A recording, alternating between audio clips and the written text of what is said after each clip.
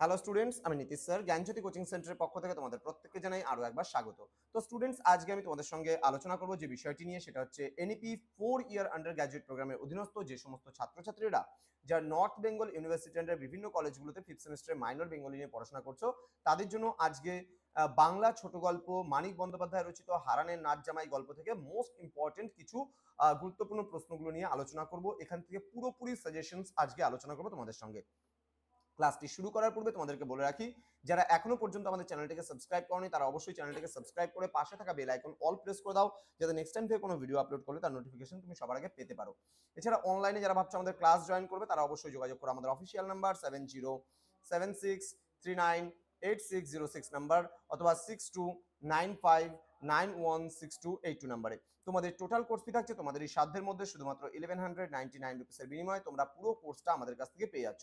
তো দেরি না করে আজই যোগাযোগ করা আমাদের সঙ্গে। তোমরা মেজরের 4টা পেপার সাথে একটা মাইনরের পেপার পেয়ে যাচ্ছ সম্পূর্ণ 1199 রুপিসে। চলো শুরু করছি আজকের ক্লাসটা। 2 এবং 3 নম্বরে তোমাদের প্রশ্ন আসে, তার জন্য তোমরা কোন কোন প্রশ্নগুলো করবা সেই নিয়ে প্রথমে বলে দিচ্ছি। হ্যাঁ, দেখো প্রথম প্রশ্ন, হারানের নাচ জামাই গল্পে পুলিশ কখন সালিগঞ্জ গিয়ে হানা দিয়েছিল? পরবর্তী প্রশ্ন, ভুবন মণ্ডলকে বাঁচানোর জন্য তাকে কার পরিচয় দেওয়া হয়েছিল? নেক্সট, হারানের নাচ জামাই গল্পে হারানের আসল নাচ জামাইয়ের নাম কি? দারোগা মন্মথ দ্বিতীয়বার হারানের বাড়ি হানা দিয়েছিল কেন? নেক্সট, দেখালমু কোন হালা পিঁপড়ার পাখা উঠেছে?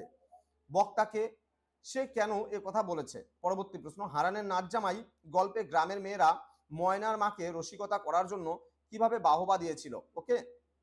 নেক্সট কোশ্চেন, হারানের নাচ জামাই গল্পে জগমোহনকে খেতে দেওয়ার জন্য ময়নার মা কি কি খাবার জোগাড় করে এনেছিল? নেক্সট, খবর পেয়ে এসেছে মানেই খবর দিয়েছে কেউ, কি খবর পেয়ে কারা এসেছিল? এ বিষয়ে বক্তার উপলব্ধি কি?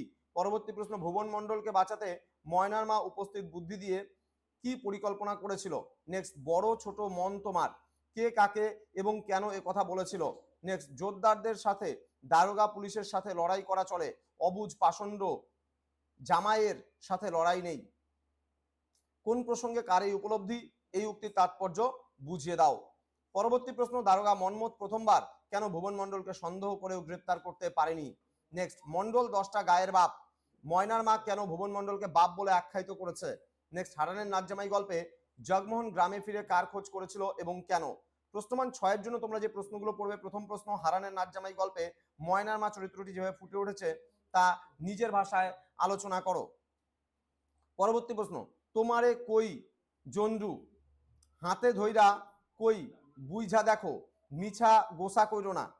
গল্পের এই অংশে শাশুড়ি ও জামাইয়ের কথোপকথনের মাধ্যমে যে সামাজিক ও ব্যক্তিগত সংঘাতের চিত্র ফুটে উঠেছে তা বিশ্লেষণ করো। পরবর্তী প্রশ্ন, গল্পের শেষে দারোগা মন্মথ যখন বলে, বাহ তোর তো মাগি ভাগ্যি ভালো, রোজ নতুন নতুন জামাই জোটে, তখন পরিস্থিতি কেমন ছিল? এই উক্তির মাধ্যমে গল্পে কি নাটকীয়তা তৈরি হয়েছে তা আলোচনা করো।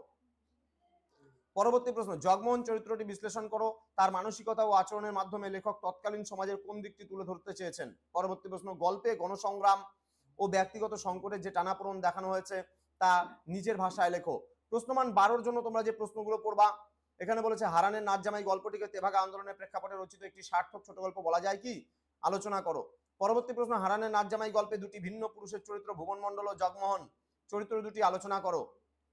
পরবর্তী প্রশ্ন, হারানের নাচ জামাই গল্পে একদিকে যেমন রয়েছে সম্মিলিত প্রতিরোধ ও বুদ্ধিমত্তার উজ্জ্বল দৃষ্টান্ত, তেমনই অন্যদিকে রয়েছে ব্যক্তিগত হীনমন্যতা ও সন্দেহের অন্ধকার দিক। গল্পের কাহিনী সূত্র ধরে এই দৈত্য সত্তার প্রকাশ আলোচনা করো। লাস্ট প্রশ্ন, হারানের নাচ জামাই গল্পটির নামকরণের সার্থকতা আলোচনা করো। তো এই ছিল আজকের মোস্ট ইম্পর্টেন্ট সাজেশনস তোমাদের হারানের নাচ জামাই নামক একটি ছোট গল্প, তোমাদের বাংলা মাইনর সিলেবাসে 5th সেমিস্টারের বিষয়। তো যারা এখনো পর্যন্ত আমাদের চ্যানেলটিকে সাবস্ক্রাইব করনি, সাবস্ক্রাইব করে বন্ধুদের সঙ্গে ভিডিওটি শেয়ার করে যাদের মাইনর বাংলা রয়েছে। তোমরা খুব ভালো করে প্রিপারেশন নাও এবং পরীক্ষা দাও, তোমাদের উজ্জ্বল ভবিষ্যৎ গড়ে তুলবো আমরা, এটা কিন্তু আমাদের প্রতিশ্রুতি। আমাদের অফিসিয়াল নাম্বার রয়েছে স্ক্রিনে, তোমরা দেখে আমাদের সঙ্গে যোগাযোগ করতে পারো। দেখা হচ্ছে খুব তাড়াতাড়ি আরো একটা নতুন ভিডিও নিয়ে। তোমরা প্রত্যেকেই ভালো থেকো, সুস্থ থেকো। Thank you so much, thanks for watching after all, thank you.